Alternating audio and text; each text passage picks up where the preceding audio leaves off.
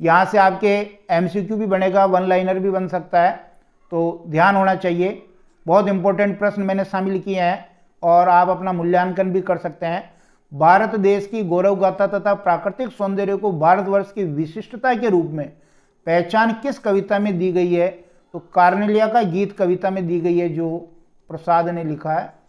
और ये स्कंदगुप्त नाटक का, चंद्रगुप्त नाटक का अंश है, सुधार कर लें इसको, चंद्रगुप्त नाटक का अंश है। दूसरा देखिए, देवसेना किससे प्रेम करती थी? देवसेना स्कंदगुप्त से प्रेम करती थी। तीसरा प्रश्न, आह वेदना मिली विदाई पंक्ति में किसकी वेदना व निराशा का वर्णन किया गया है?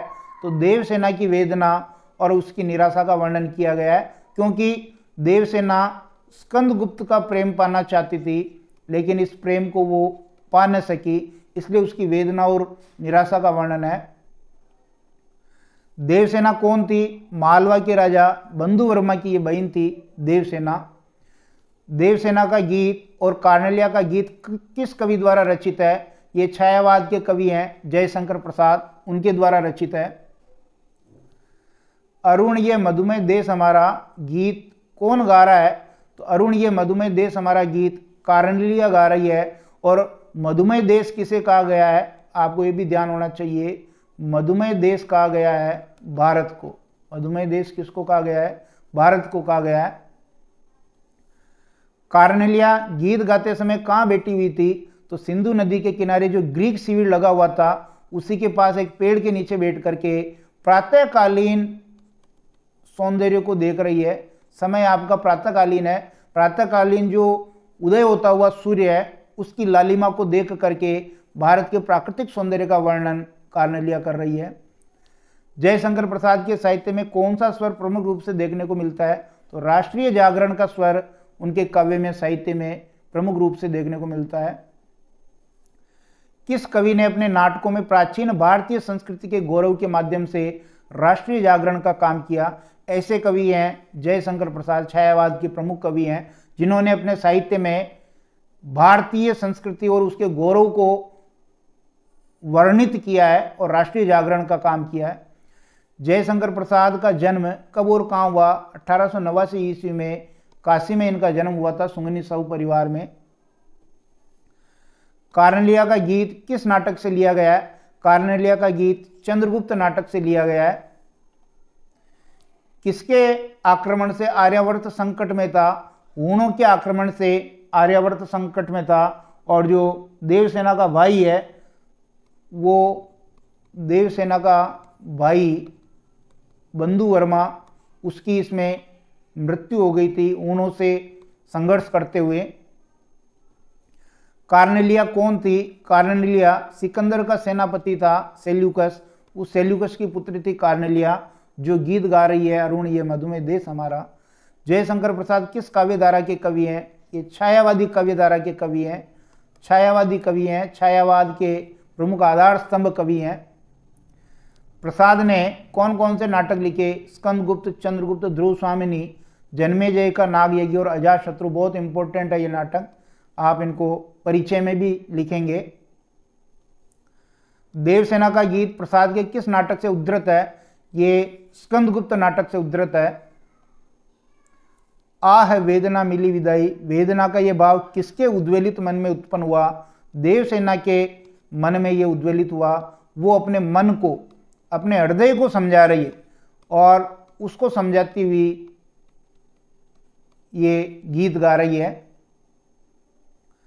देवसेना का गीत कविता की भाषा कौन सी है? संस्कृत निष्ठ खड़ी बोली हिंदी इसकी भाषा है। देवसेना के मन का कौन सा भाव गीत में प्रकट हुआ है? व्यथा, वेदना और पीड़ा का भाव इस गीत में प्रकट हुआ है। अर्धरात्रि को गाया जाने वाला गीत या राग क्या कहलाता है? विहाग। विहाग अर्धरात्रि में गाया जाने वाला राग है। अरुण ये मधुमेह देश हमारा गीत में किसकी अभिव्यक्ति मिली है? भारत के प्राकृतिक सौंदर्य और भारतीय संस्कृति की विशिष्टता का यहाँ वर्णन है। तो भारत के प्राकृतिक सौंदर्य प्रातःकालीन जो भारत का प्राकृतिक सौंदर्य है उसका वर्णन है, और भारतीय संस्कृति की विशिष्टता का वर्णन है। यहाँ के लोग जो दयालु हैं और जो संवेदनशील हैं उसका वर्णन किया है। अरुण ये मधुमेह देश हमारा गीत में भारत की किन सांस्कृतिक परंपराओं का उल्लेख किया गया है, यानी भारतीय संस्कृति की क्या क्या विशेषताएं बताइए। तो अनजान को सहारा देने वाला, अतिथि देवो भव की भावना, परोपकार की भावना और करुणा की भावना भारतीय संस्कृति के अभिन्न अंग हैं जिनका वर्णन किया है। देवसेना का गीत में कौन सा रस है? वियोग श्रृंगार रस है इसमें। मैंने ब्रह्मवश जीवन संचित मधुकरियों की भीख लुटाई, पंक्ति में मधुकरियों का क्या अर्थ है? भीख में मिली रोटियां, इसका अर्थ है। मलय समीर की क्या क्या विशेषताएं होती है? मलयाचल से जो हवा चलती है उसको मलय समीर कहते हैं। इसकी 3 विशेषताएं हैं, ये शीतल होती है, मंद मंद चलती है और सुगंधित होती है, क्योंकि चंदन की खुशबू इसमें मिली होती है। जहां पहुंच अनजान क्षितिज को मिलता एक सहारा, पंक्ति में क्षितिज शब्द का क्या अर्थ है? वह बिंदु जहां धरती और आसमान मिलते हुए दिखाई देते हैं उसे क्या कहते हैं? क्षितिज। जहां पहुंच अनजान क्षितिज को मिलता एक सहारा, पंक्ति में अनजान क्षितिज से कवि ने क्या अर्थ व्यंजित किया है? अर्थात भारत देश जिन लोगों को कहीं पर भी आश्रय नहीं मिलता उनको सहारा देता है, जिन अनजान लोगों को कहीं पर भी सहारा नहीं मिलता उनको भारत में सहारा मिल जाता है। अर्थात भारत आश्रयदाता देश है। गीत में आए शब्द उड़ते खग के द्वारा कवि ने क्या अर्थ व्यंजित किया है? भारत अनजान को आश्रय देने वाला देश है, ये अर्थ व्यंजित किया है कि जो आसमान में उड़ने वाले जो पक्षी हैं उनको भी सहारा कहाँ मिलता है? भारत में मिलता है। इसका मतलब भारत अनजान को आश्रय देने वाला देश है। लौटा लो ये अपनी थाती, मेरी करुणा आ खाती। यहाँ थाती का क्या अर्थ है? थाती का मतलब धरोहर। जो स्कंदगुप्त से देवसेना ने प्रेम किया था उस प्रेम रूपी थाती को लौटाने की बात कर रही है। जयशंकर प्रसाद का अपूर्ण उपन्यास कौन सा है? इरावती। ये इनका तीसरा और अपूर्ण उपन्यास है। प्रसाद जी के कहानी संग्रह कौन कौन से हैं? छाया, प्रतिध्वनि, आकाशदीप, आंधी और इंद्रजाल, ये भी इंपॉर्टेंट है। 5 उनके कहानी संग्रह हैं। प्रसाद जी के काव्य संग्रह कौन से हैं? झरना, आंसू, लहर और कामायनी। ये 4 आप याद रखेंगे, वेरी वेरी मोस्ट है ये। कार्नेलिया का गीत में भारत की क्या विशिष्टता बताई गई है? भारत आश्रयदाता देश है, भारत के लोग करुणा भाव रखते हैं और भारत के लोग संवेदनशील हैं, ये विशिष्टता बताई है। छायावाद का शोक गीत किसे कहा जाता है? सरोज स्मृति कविता को छायावाद का शोक गीत कहा जाता है, जो किसने लिखी थी? सूर्यकांत त्रिपाठी, निराला ने लिखी थी। किसकी मृत्यु ने निराला को झकझोर दिया था? पुत्री सरोज की मृत्यु ने निराला को झकझोर दिया था। निराला ने मातृ स्नेह से वंचित सरोज की तुलना किससे की? शकुंतला से की। सरोज स्मृति कविता में सरोज को कुल की शिक्षा किसने दी? उसकी मां तो थी नहीं, तो उसके पिता ने अर्थात निराला जी ने ही सरोज को कुल की शिक्षा दी। सरोज स्मृति कविता में कवि अपनी पुत्री सरोज का तर्पण कैसे करता है? वो गत कर्मों के अर्पण के द्वारा सरोज का तर्पण करना चाहता है, क्योंकि कहीं ना कहीं उसको ये बात खाई जा रही है कि वो अपनी पुत्री के लिए बहुत कुछ करना चाहते थे लेकिन उतना वो कर नहीं पाए। दुख ही जीवन की कतारी पंक्ति किस कवि से संबंधित है? अभी ऊपर हमने बात की, सूर्यकांत त्रिपाठी, निराला से ये पंक्ति संबंधित है। देखा विवाह आमूल नवल, पंक्ति में किसके विवाह का वर्णन है? सरोज के विवाह का वर्णन है, जो निराला जी की पुत्री थी। सरोज स्मृति कविता की भाषा कैसी है? संस्कृत निष्ठ खड़ी बोली हिंदी इस कविता की भाषा है। सरोज स्मृति का काव्य रूप कौन सा है? ये प्रगीत है, शोक गीत है। सरोज स्मृति कविता किस पर केंद्रित है? निराला जी की दिवंगत पुत्री सरोज पर यह कविता केंद्रित है। सरोज स्मृति कविता किसके द्वारा रचित है? सूर्यकांत त्रिपाठी, निराला जी के द्वारा यह कविता रचित है। सूर्यकांत त्रिपाठी, निराला द्वारा रचित कविता संग्रह कौन कौन से हैं? अनामिका है, परिमल है, गीतिका है, तुलसीदास है, कुक्कुरमुत्ता। इंपॉर्टेंट रचनाएं हैं। कवि परिचय वाला अगर प्रश्न आता है तो ये आपको जरूर लिखनी चाहिए।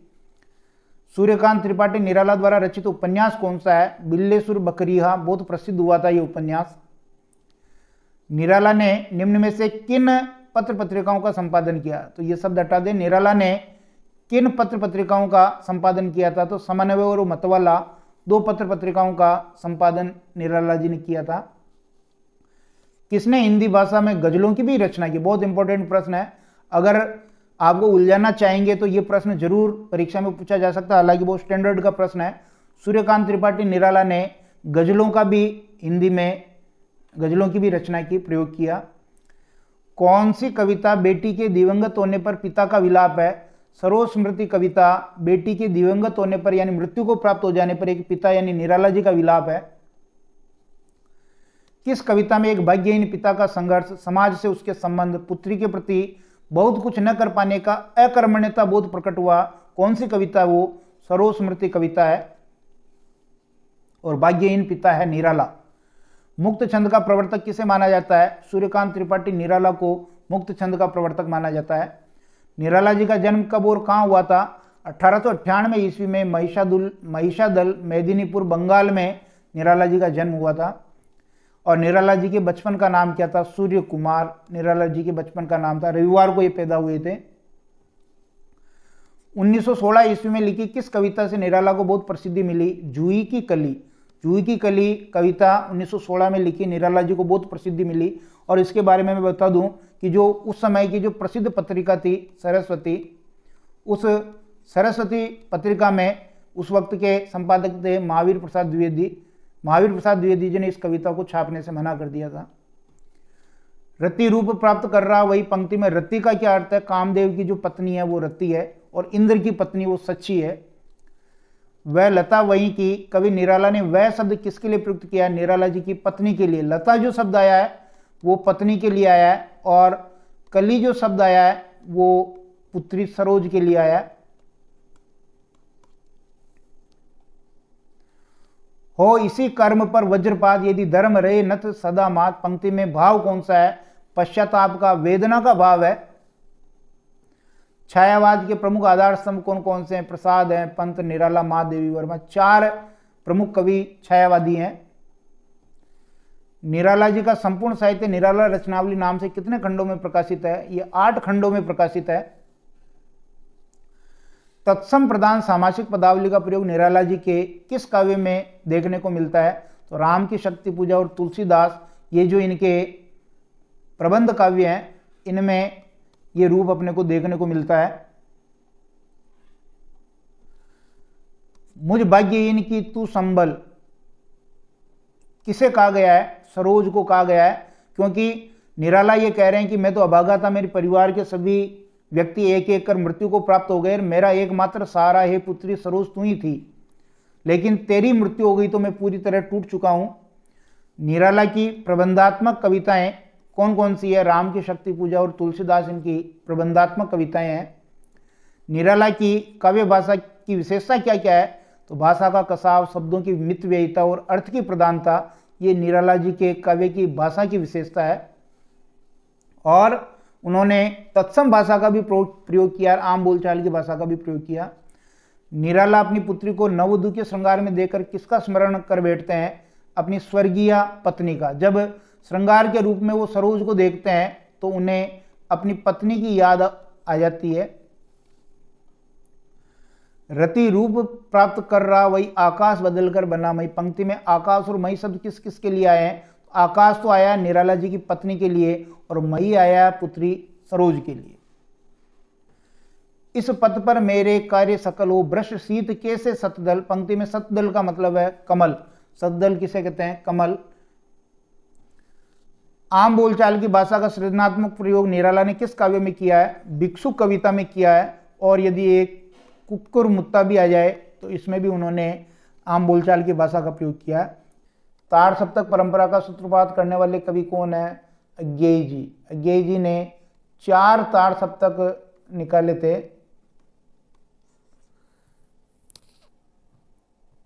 अज्ञेय जी का पूरा नाम क्या है? सच्चिदानंद हीरानंद वात्स्यायन अज्ञेय। यह अज्ञेय जी का पूरा नाम है। क्षण के महत्व को उजागर करती है अज्ञेय जी की कविता कौन सी? बहुत इंपॉर्टेंट है। मैंने देखा एक बूंद, इसमें क्षण के महत्व को उजागर किया गया है। मैंने देखा एक बूंद कविता में किसका वर्णन है? बूंद की क्षणभंगुरता का वर्णन इसमें किया गया है। एक क्षण में वो बूंद नष्ट हो जाती है, अपने अस्तित्व को खो देती है, लेकिन वो उस एक क्षण का जो है उपयोग कर लेती है, उसको सार्थक बना देती है। अज्ञेय का जन्म कब और कहाँ हुआ? 1911 ईस्वी में कुशीनगर उत्तर प्रदेश में अज्ञेय जी का जन्म हुआ। प्रयोगवाद और नई कविता के प्रवर्तक माने जाते हैं कौन? अज्ञेय जी प्रयोगवाद और नई कविता के प्रवर्तक माने जाते हैं। अज्ञेय जी ने अकेले व्यक्ति की क्या विशेषता बताई है? जो अकेला व्यक्ति है वो स्नेह से भरा है, मदमस्त है, सर्वगुण संपन्न है और सर्वशक्तिमान है। ताड़ सप्तक का प्रकाशन वर्ष कौन सा है? 1943 ताड़ सप्तक का प्रकाशन वर्ष है। अज्ञेय ने कितने ताड़ सप्तकों का प्रकाशन किया? 4 ताड़ सप्तक अज्ञेय जी ने निकाले। यह दीप अकेला स्नेह भरा पंक्ति में दीप किसका प्रतीक है? यह व्यक्ति या व्यष्टि का प्रतीक है। यह दीप अकेला कविता में पंक्ति किसका प्रतीक है? पंक्ति समाज या समष्टि का प्रतीक है। दीप का पंक्ति में विलय से क्या आशय है? व्यक्ति का समाज में विलय, व्यष्टि का समष्टि में विलय और आत्मबोध का विश्वबोध में रूपांतरण इसका आशय है। अज्ञेय जी ने निम्न में से किन किन पत्रिका का संपादन किया था? दिनमान, सैनिक और प्रतीक पत्रिकाओं का संपादन किया। अज्ञेय की संपूर्ण कविताओं का संकलन किस नाम से प्रकाशित है? सदा निरा नाम से 2 भागों में अज्ञेय की सारी कविताएं प्रकाशित है। मैंने देखा एक बूंद कविता के कवि कौन है? सच्चिदानंद हीरानंद वात्स्यायन अज्ञेय। यह दीप अकेला कविता के भी कवि अज्ञेय हैं और मैंने देखा एक बूंद कविता के कवि भी अज्ञेय हैं। यह दीप अकेला कविता के कवि कौन है? सच्चिदानंद हीरानंद वात्स्यायन अज्ञेय। अभी ऊपर बात कर ली हमने। कवि को एक दार्शनिक तत्व की अनुभूति कब होती है? क्षण भर के लिए बूंद ढलते सूरज की आग से रंग जाती है, तब उसको एक दार्शनिक तत्व की अनुभूति होती है। कविता में विशाल सागर और बूंद किसके प्रतीक हैं? विशाल सागर तो परम ब्रह्म का प्रतीक है और बूंद जीवात्मा का प्रतीक है। कितनी नावों में कितनी बार रचना किसकी है? ये अज्ञेय जी की है। अज्ञेय जी की काव्य रचना कौन सी है? कौन सी है? तो भग्नदूत है, हरिघास पर क्षण भर, आंगन के पार द्वार, ये अज्ञेय जी की प्रमुख काव्य रचनाएं हैं। अज्ञेय के कहानी संग्रह कौन से हैं? विपतका, परंपरा, कोठरी की बात, जयदोल, शरणार्थी। अज्ञेय जी के उपन्यास कौन कौन से हैं? शेखर एक जीवनी, नदी के द्वीप पर अपने अपने अजनबी, अरे यायावर रहेगा याद। यात्रा वृत्तांत किसका है? ये अज्ञेय जी का यात्रा वृत्तांत है। एक बूंद सहसा मछली और अरे यायावर रहेगा याद। आंगन के पार द्वार रचना अज्ञेय की किस प्रकार की रचना है? ये काव्य संग्रह। आंगन के पार द्वार ये काव्य संग्रह है। यह दीप अकेला स्नेह भरा पंक्ति में दीप और पंक्ति किसका प्रतीक है? व्यक्ति और समाज का प्रतीक है। अज्ञेय जी ने दीप व्यक्ति की विशेषता बताने के लिए किसका प्रयोग किया है? अर्थात इसके विशेषण कौन कौन से आए हैं, उपमान कौन कौन से आए हैं? तो गीत गाता जन, पनडुब्बा, समिधा, अंकुर, मधु, गोरस आदि विशेषणों से उस दीप व्यक्ति की विशेषता बताई है। अज्ञेय ने दीपक की क्या क्या विशेषता बताई है? वह स्नेह भरा है, गर्व भरा, मदमाता है, परंतु अकेला है। किस कविता की कविताओं में शोर शराबा न होकर विद्रोह का शांत और संयत स्वर सशक्त रूप में उभरता है? तो उत्तर होगा आपका केदारनाथ सिंह। दूसरा प्रश्न, दिशा कविता का संबंध किससे है? बाल मनोविज्ञान से है। पतंग जो उड़ा रहा बच्चा, उस पतंग उड़ाने वाले बच्चे के मनोविज्ञान से संबंधित एक कविता है। कवि ने बनारस शहर में किसके अचानक आने का वर्णन किया? बनारस शहर में अचानक आता वसंत, और जैसे ही वसंत आता है जो श्रद्धालु हैं वो वहाँ आना शुरू हो जाते हैं, चहल पहल शुरू हो जाती है। बनारस कविता किस कवि द्वारा रचित है? केदारनाथ सिंह बनारस कविता के कवि हैं। किस कविता में प्राचीनतम शहर बनारस के सांस्कृतिक वैभव के साथ ठेठ बनारसीपन पर भी प्रकाश डाला है? तो वो कविता है बनारस कविता। हर व्यक्ति का अपना यथार्थ होता है, बच्चे यथार्थ को अपने ढंग से देखते हैं। ऐसा भाव किस कविता में व्यक्त हुआ है? दिशा कविता में, जो बाल मनोविज्ञान से संबंधित है। दिशा कविता किस कवि द्वारा रचित है? केदारनाथ सिंह द्वारा यह कविता रचित है। केदारनाथ सिंह ने पीएचडी की उपाधि किस विषय पर प्राप्त की? आधुनिक हिंदी कविता में बिंब विधान विषय पर उन्होंने पीएचडी प्राप्त की। बनारस कविता में आया दशाश्वमेध क्या है? ये एक घाट का नाम है, गंगा नदी के घाट है ये। केदारनाथ सिंह मूलतः किसके कवि हैं? मानवीय संवेदनाओं के कवि केदारनाथ सिंह हैं। इस शहर में वसंत अचानक आता है, कवि ने यहाँ किस शहर की बात की है? बनारस शहर की कवि ने बात की है। बनारस शहर किसके कारण प्रसिद्ध है? शिव की नगरी होने के कारण, और गंगा नदी वहाँ बहती है, इस कारण बनारस प्रसिद्ध है। कवि ने भिखारियों के कटोरों में किसका उतरना बताया है? वसंत का उतरना बताया, अर्थात भीख मिलना जो है उनको शुरू हो जाती है। बनारस शहर से कौन सी मिथ की आस्था जुड़ी है?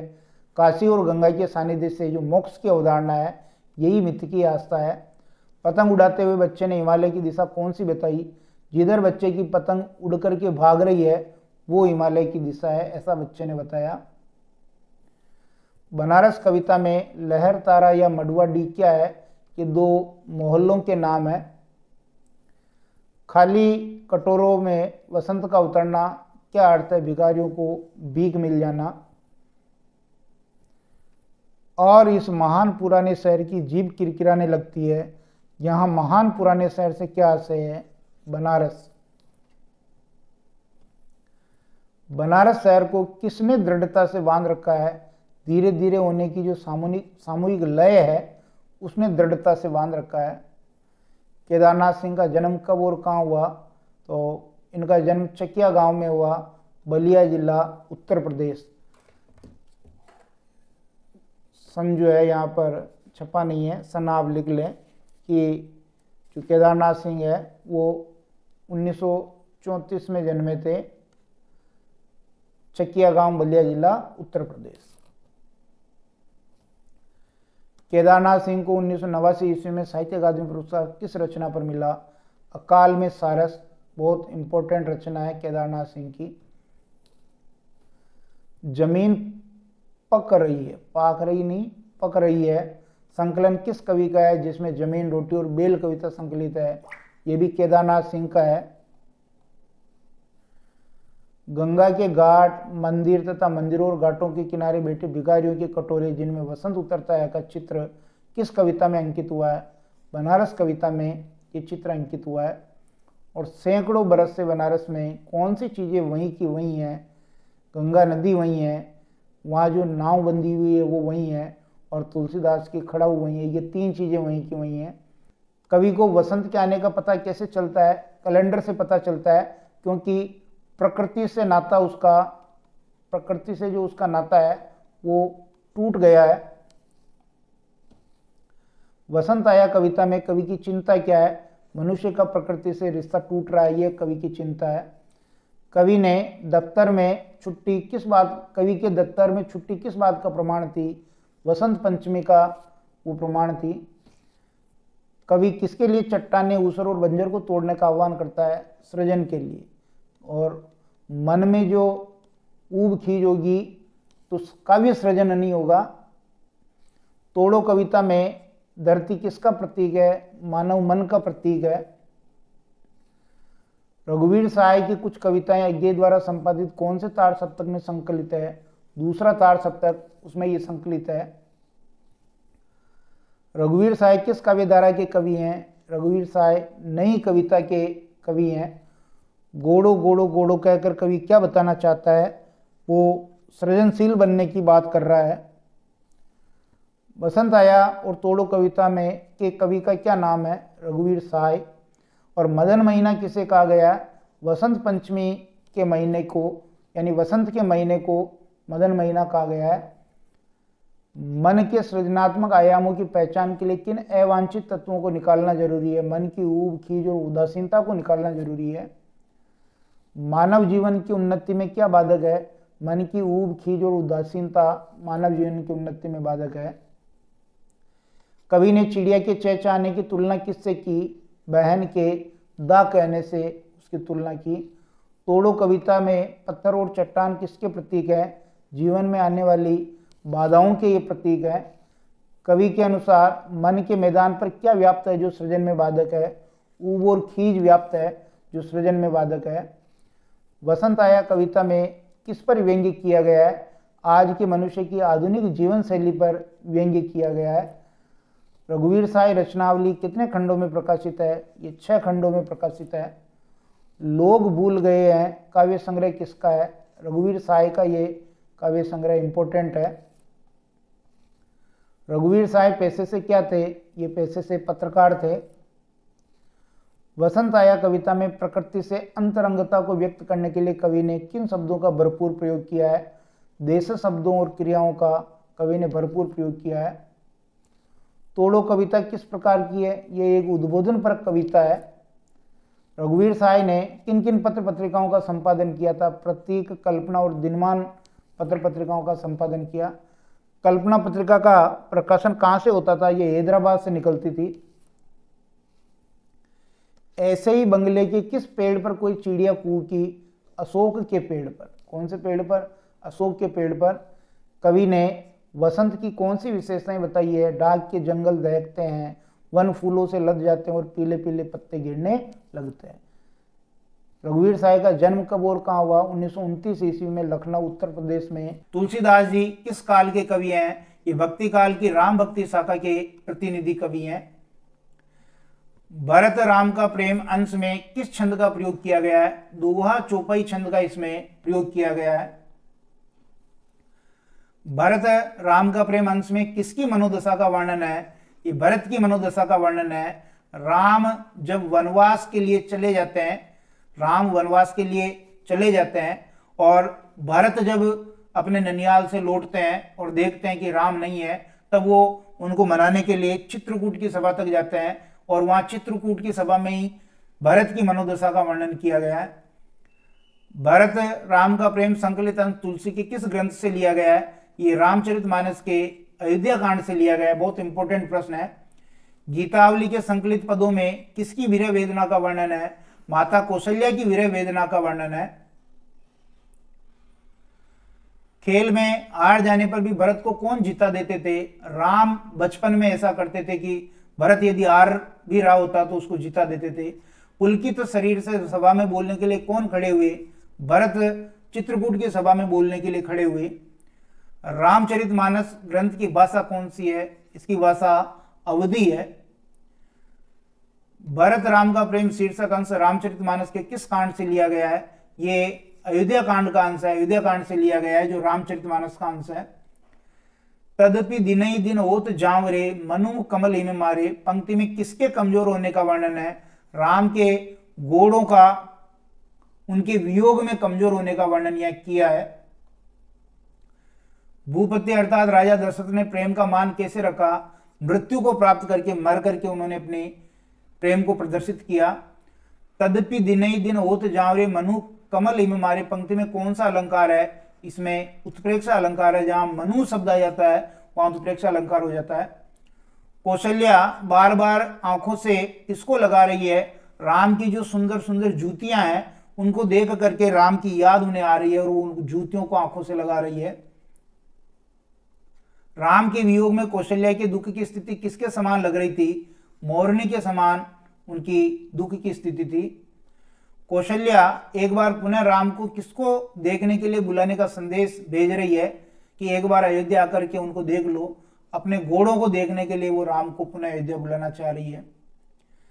राम के प्रिय घोड़ों की 100 गुनी सार कौन करता है? भरत। भरत राम से 100 गुना ज्यादा उनकी सार संभाल करता है, लेकिन घोड़ों को राम प्रिय है और अपने स्वामी के नहीं रहने पर वो दाना पानी सब छोड़ देते हैं, दुबले होते जा रहे हैं। गीतावली की भाषा कौन सी है? गीतावली की भाषा ब्रज है, जबकि रामचरितमानस की भाषा अवधी है। विधाता को क्या सहन नहीं हुआ? भरत और राम का प्रेम विधाता को सहन नहीं हुआ और उसने केकई के माध्यम से वनवास दिला दिया। केकई के माध्यम से दोनों के बीच एक खाई पैदा कर दी। कौदव और सुशाली शब्द किसके लिए आया है?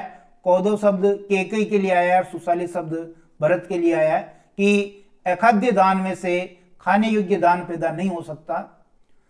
छोटे बाण और धनुषियां देख करके कौशल्या को किसकी याद आती है? राम की याद आती है। वो राम के छोटे छोटे बाण और धनुषों को देख रही है। घोड़े किसके समान कमजोर हो रहे हैं? घोड़े हिम के मारे कमल वन के समान गड़ रहे हैं। जैसे हिम बर्फबारी होती है, कमल वन पूरा गड़ जाता है, नष्ट हो जाता है, ऐसे घोड़ों की स्थिति हो रही है। भरत ने बचपन में राम कृपा की कौन सी रीति देखी? खेल में हार जाने पर भी वो उनको जिता देते थे, ये कृपा वाली रीति देखी।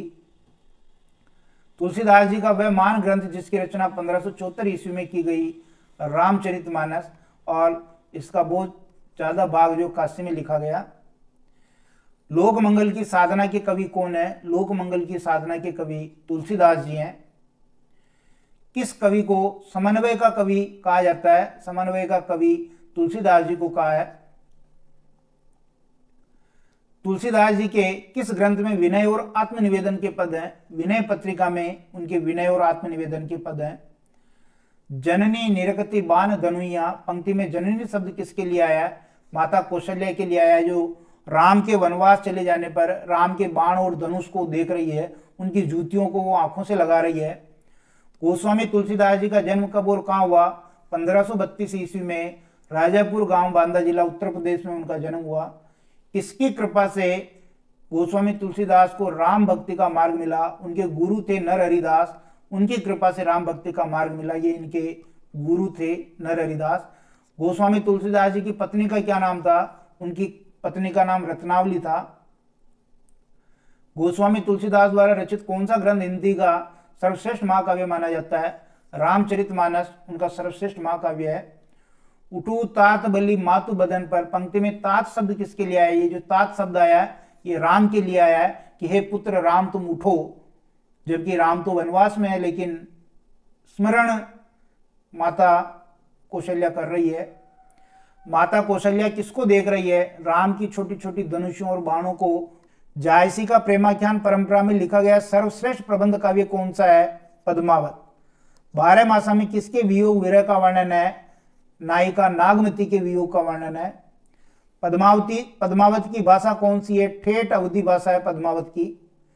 12 मासा का अंश जायसी की किस रचना से लिया गया है? ये पद्मावत महाकाव्य का अंश है। 12 मासा के संकलित अंश का पहला महीना कौन सा है? अगहन यानी मार्गशीर्ष, वर्ष के अंतिम 4 महीने हैं।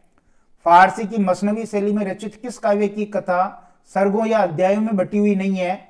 पद्मावत की कथा ऐसी है जो सर्गों या अध्यायों में बटी हुई नहीं है। 12 मासा के संकलित अंश में किन किन महीनों में नायिका के वियोग का वर्णन है? अगहन यानी मार्गशीर्ष, पौष, माघ और फाल्गुन। 4 माह में नागमती के वियोग का वर्णन है। भंवरे और कव्वे के माध्यम से नायिका क्या संदेश भेज रही है? विरहाग्नि में जलने का संदेश भेज रही। वो ये संदेश भिजवा रही है अपने प्रियतम के पास कि विरह की आग में वो जल रही है।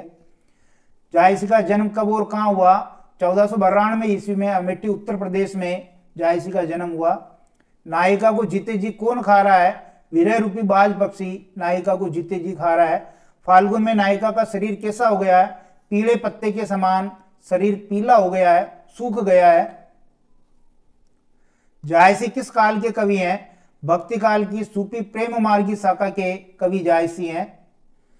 नायिका अपने शरीर की राख को प्रियतम के मार्ग में क्यों बिखेरना चाहती है? चरण स्पर्श करने के लिए या नायक का स्पर्श पाने के लिए। मलिक मोहम्मद जायसी का नाम जायसी कैसे पड़ा? जायस स्थान पर इनका जन्म हुआ था, इस कारण इनका नाम जायसी पड़ा। मलिक मोहम्मद जायसी के गुरु कौन है? सैयद अशरफ और शेख बुरहान, ये दोनों इनके गुरु हैं। पद्मावत में किसकी प्रेम कथा का वर्णन है? सिंघल देश की राजकुमारी पद्मावती और चित्तौड़ के राजा रतन सेन की प्रेम कथा का वर्णन है। पद्मावत किस शैली में लिखा गया है? ये मसनवी शैली में लिखा गया है। और पद्मावत में किन छंदों का प्रयोग है? दोहा चौपाई छंदों का प्रयोग इसमें किया गया है। जायसी की रचनाएं कौन कौन सी है? पद्मावत, अखरावट और आखिरी कलाम। पौष माह में विरह के कारण नागमती किसके समान हो गई है? शंख के समान दुबली हो गई है। पौष माह में नायिका नागमती के विरह की तुलना किससे की है? चकई और कोकिला से उसकी तुलना की गई है।